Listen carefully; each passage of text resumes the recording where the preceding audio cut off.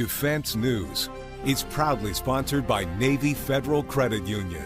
If you're a member of our nation's armed forces, the Department of Defense, or if your family is, we'd be proud to serve you too. On this episode of Defense News Weekly, a comprehensive look at the steps the Pentagon has taken in the last several years to counter its emerging global adversary, China. Don't miss that report. And a stark rise in the rate of mental health diagnoses among troops. We dig into a new report that outlines the increase. Plus, what's it like to go through Marine drill instructor school? Head inside the program where Marines learn to scream themselves hoarse. And President Biden awards the Medal of Honor to 7 recipients.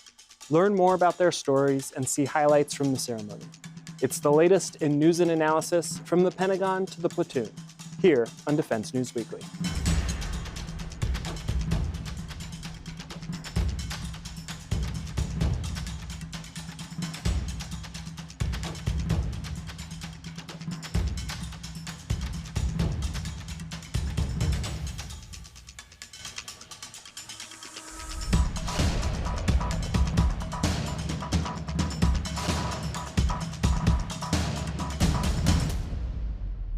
Welcome back to Defense News Weekly. I'm Pat Hansen. In recent years, a global shift in military and economic power has changed the calculus in the Pentagon on who it wants to train its attention on, what it now sees as its main rival. The current mark? China. A string of advancements and aggressive moves by the world's second most populous country has not just earned it more analysis by the Department of Defense as an adversary, it has sparked widespread, real-world changes in the military to counter the potential foe. From force structure changes, international relations, and the repositioning of troops and bases in the Pacific, everything points in one direction, heading off China's rise. Military Times reporter Noah Robertson took a look at the Pentagon's shift in recent years and joined us to talk about the report.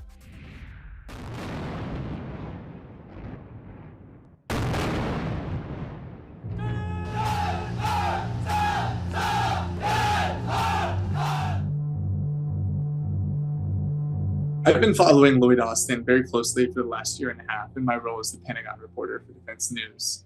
In that job, I've followed him to Asia, or the Indo-Pacific, as the U.S. calls the region that stretches from the oceans of South America all the way to Asia, and gone on trips that lasted multiple weeks as he met with leaders around the region and also implemented America's new strategy for countering China, much of which is based on its work with allies that he's meeting with there.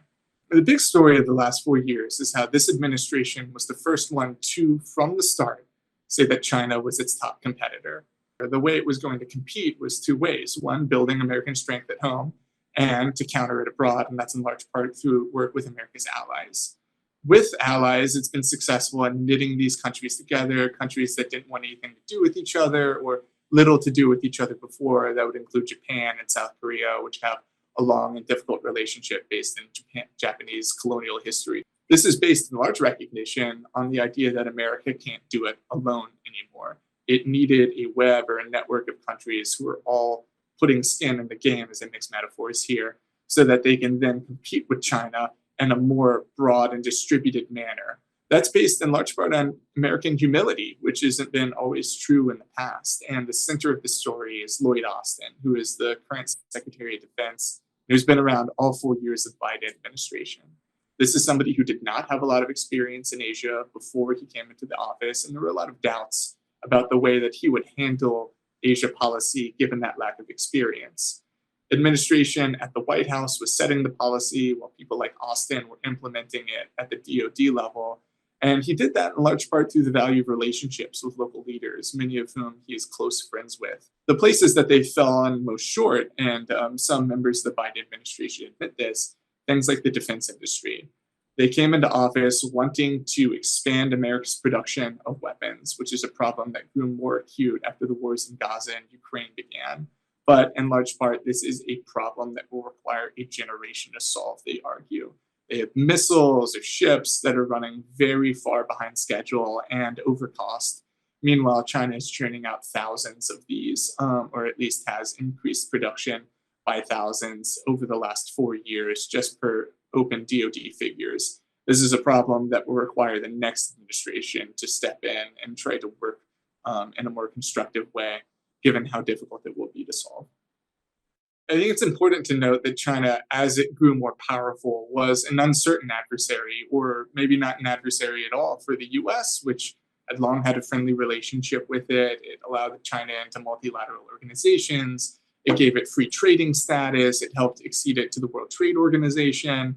And decades ago was sharing defense equipment with it in a way that it would many other countries today. That changed with the arrival, in large part, of Xi Jinping, who's China's current leader, who showed up on stage in 2013 as the Chinese leader that he is today. He's become a much more aggressive and much more powerful leader internally, meaning the Chinese Communist Party is made up of many officials who give authority to the government. And Xi, more so than any leader since Deng Xiaoping or Mao Zedong decades ago, has consolidated that power.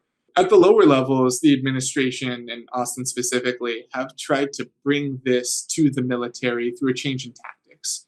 So you have the military services, the Marine Corps, the Navy, the Air Force, changing the way that they fight, or at least they think about fighting, in a way that will allow the US to be more distributed and more mobile. The idea being that you have a bunch of small units that can move quickly around the region. They're harder for China to target in a way that they could before, with America's very dense, large bases concentrated in Northeast Asia and Guam. Those are in essence held hostage due to Chinese missiles that are just staggering in their range and number at this point. So what America has done to the Air Force and the Marine Corps is redesign its way of fighting. That will include things like the Air Force's Agile Combat Employment Plan, which is the idea that you're going to have runways that can move in a much more distributed fashion to spread out American planes and fighters so that they won't be as easy to hit. And then also Marine Corps' force design, which is basically a name for taking the Marine Corps, moving away from these land capabilities, the ability to fight on big stretches of flat land with tanks and other tracked vehicles, and then moving more toward units that can fight in things like littorals. What will be the legacy of the Biden team? They argue, from the Pentagon at least, that they came in at a time when its deterrence, or ability to stop a conflict with China, was rapidly eroding. Now they argue that that's steadied, or at least stabilized for the time going forward, but it's a garden that will require tending. All of this, meanwhile, with a president who's coming in and is much less personally committed, not necessarily his staff, but himself, to working with American allies in the same way.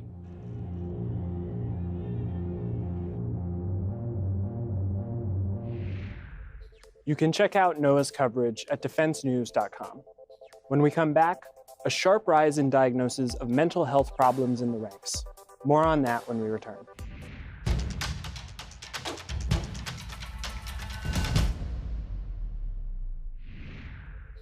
The fight to beat back mental health problems among troops of all stripes has been a major focus for the service branches for years. Battling rising suicide numbers and related problems, the Department of Defense has tried various solutions and programs, but a new study says things are still worsening. The report, released just after the start of the year, said mental health disorder diagnoses have jumped 40% in the last 5 years, according to the Defense Health Agency. Reporter Riley Cedar joined us to talk about the findings. Riley, thanks for joining us. It looks like the Department of Defense got more bad news with this recent mental health report. What can you tell us? Well, the Defense Health Agency, which is a part of the Defense Department, recently released a report which says that diagnoses of mental health disorders increased by nearly 40% for active duty troops over the last 5 years. That's from 2019 to 2023. In those years, 541,672 active duty service members were diagnosed with at least one mental health disorder, according to that report. And that includes service members from the Army, the Navy, Air Force, Marine Corps, Coast Guard, and Space Force.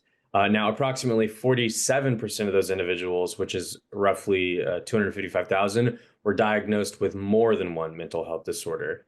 Just in 2023 specifically, active duty service members experiencing a mental health disorder accounted for more hospital beds than any other affliction. That actually made up for 54.8% of all hospital bed days. What kinds of diagnoses saw the biggest rise? So post-traumatic stress disorder and anxiety disorders accounted for the biggest rise in diagnoses. diagnoses for those disorders specifically doubled during that time. Just for reference, the mental health disorders that are encompassed and defined by the Defense Department include acute stress disorders, bipolar disorders, depressive disorders, anxiety, PTSD, schizophrenia. There's many others, but those are many of the ones that are covered. What were some of the trends seen? So there were many troubling trends. Mental health disorder diagnoses were most often found in female service members, individuals from a younger age demographic, and the Army. That's one of the biggest findings. That being said, the Navy did lead all services in diagnoses of depressive disorders, bipolar disorders, and personality disorders. Active duty female service members were also diagnosed with PTSD at twice the rate of male service members, which is big. And incidence of diagnoses increased with age for female service members. The report did make mention of the COVID-19 pandemic as a potential catalyst for the uptick, but it did not specify a root cause in general for the rise in diagnoses. This report comes as the mental health of active duty troops and especially veterans is an issue right now. Veterans are almost twice as likely to die by suicide as civilians. In 2023, the rate of military suicides actually rose by 6%. This month, the VA announced that from 2021 to 2022, there were about 17.6 veteran deaths per day. That year, 6,407 veterans died by suicide. So it's a problem. And the VA is trying to branch out in some ways and figure out other solutions. The VA recently announced funding to study the benefits of psychedelics on post-traumatic stress disorder and alcohol use disorder among veterans. But this most recent study does come in the midst of a lot of questions about the ways in which our country and the Defense Department specifically is safeguarding and addressing the mental health problems of those who serve our country. Well, Riley, thanks so much for joining us. My pleasure. You can find more of Riley's coverage on this topic at militarytimes.com.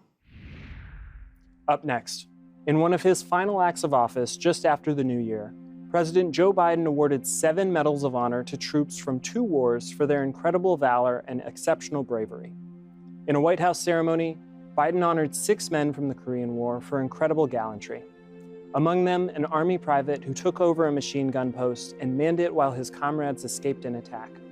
Found the next day surrounded by enemy dead, he had sacrificed his life to hold off the advancing force. That private's name was Bruno Craig, and he was honored posthumously by Biden along with Korean War troops Private First Class Wataru Nakamura, Corporal Fred McGee, Private First Class Charles Johnson, Captain Hugh Nelson, and First Lieutenant Richard Cavazos, for whom Fort Hood was renamed in 2023. Here were some of Biden's remarks on the soldiers honored with the medal. Today is the final time as Commander-in-Chief, and I'm deeply privileged to honor 7 American heroes. And that's not hyperbole. These are genuine to their core heroes. Heroes of different ranks, different positions, and even different generations. But heroes who all went above and beyond the call of duty. Heroes who all deserve our nation's highest and oldest military recognition, the Medal of Honor. Biden also awarded the medal to Kenneth David, who as a private first class drew fire away from incoming medevac helicopters so his wounded comrades could be lifted to safety, while also wounded himself. David was on hand to receive the medal. The President of the United States of America, authorized by Act of Congress March 3, 1863, has awarded in the name of Congress the Medal of Honor to Private First Class Kenneth J. David, United States Army. Private First Class David's conspicuous gallantry, extraordinary heroism, and intrepidity at the risk of his life above and beyond the call of duty are in keeping with the highest traditions of military service and reflect great credit upon himself, his unit, and the United States Army.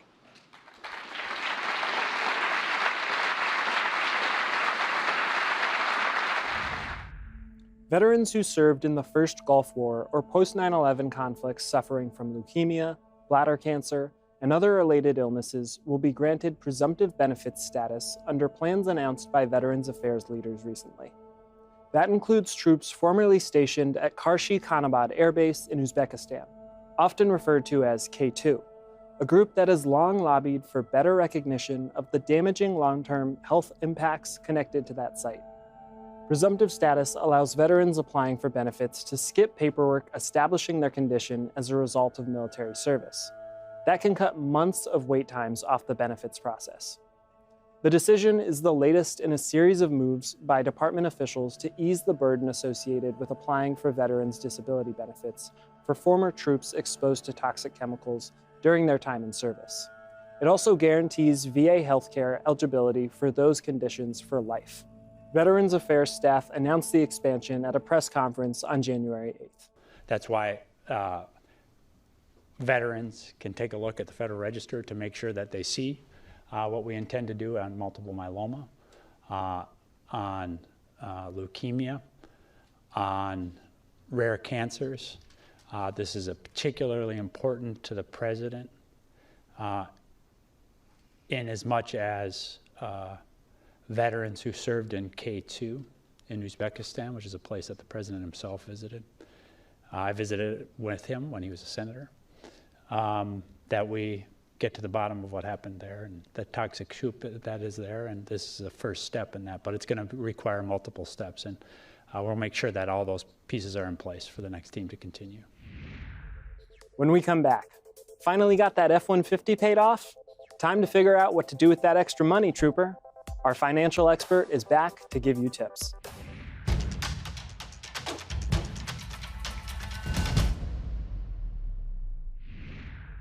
Welcome back to Defense News Weekly.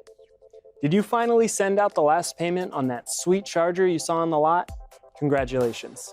To figure out what to do with your newly freed up money, Jeanette Mack from Navy Federal Credit Union is back to give you some pointers. After hard work and great habits, you finally paid off your debt. That's amazing. Now what?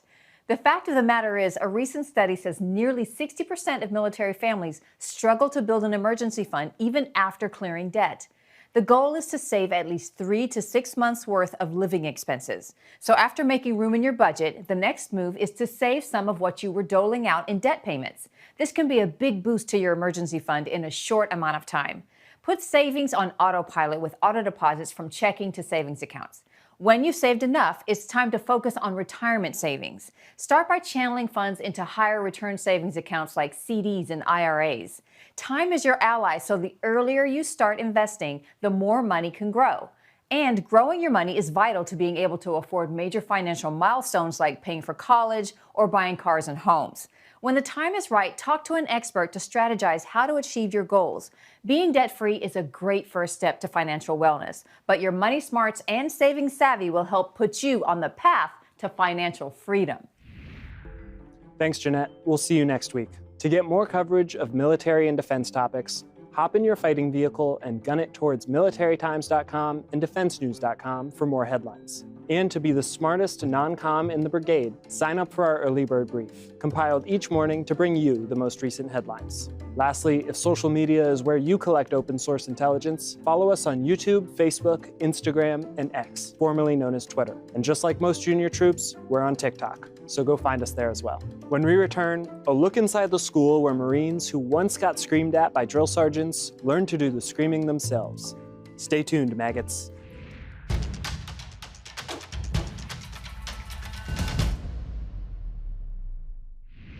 Welcome back to Defense News Weekly. I'm Pat Hansen.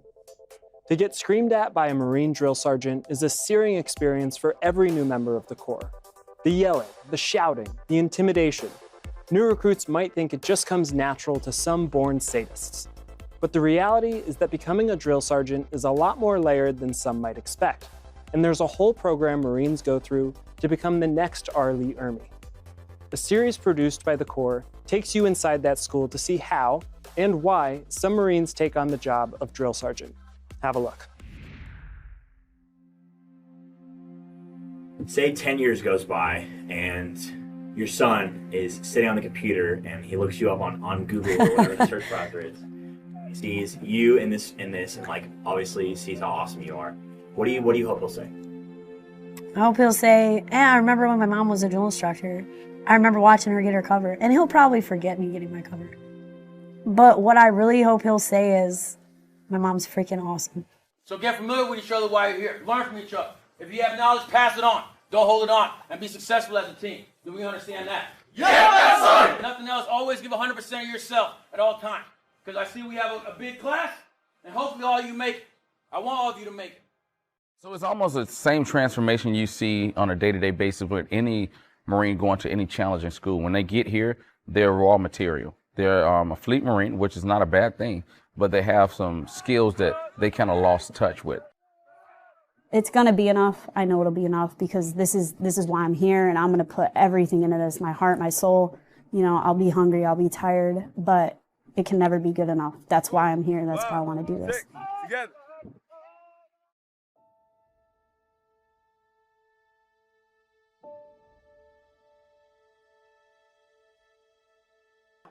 I don't know what their policy is. I can't speak for them. You may say, hey, I want this out. Being a drill instructor, going through school, like, I'm not stupid. It's the hardest thing. But then on top of that, me being me, who's the most difficult person ever, I decided to have a kid first. You know, he'll come as often as we can get him down here, but yeah, it's hard. I think the hardest part of being a parent is just the goodbyes, saying the goodbyes, you know, taking them, dropping them off, so you can come back and train and you have no idea what to expect.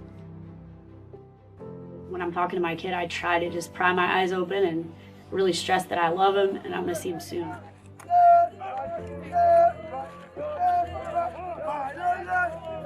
As a drill instructor, for me, my family understands why I want to do it, and it's not because I was HISted. No, you volunteer for this, like, you want it. You have to be so thirsty for success that unless you're working for it, your mouth is dry. And it's the same way when I look at that cover. Like, it gives me chills to be able to do that. No matter what, I want to be that. I want to do that.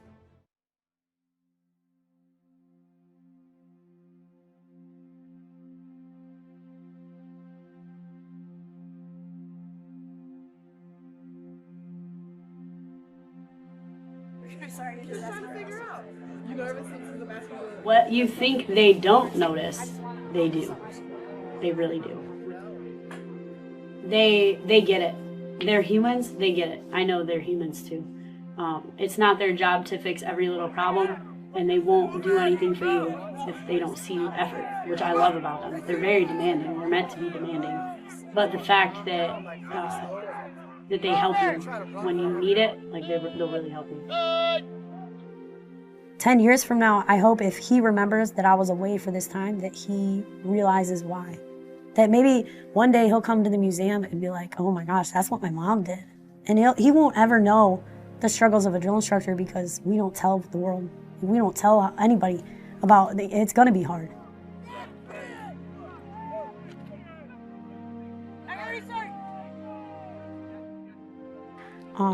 So if my son sees this, I want him to know that it was the hardest thing I've ever done with my life, aside from giving labor and going into labor and giving birth, all that. I just want him to know that, like, I looked the challenge straight in the face, and I stepped up to it. Well, that's all we have time for in this episode. Thanks for joining us, and we'll see you next week.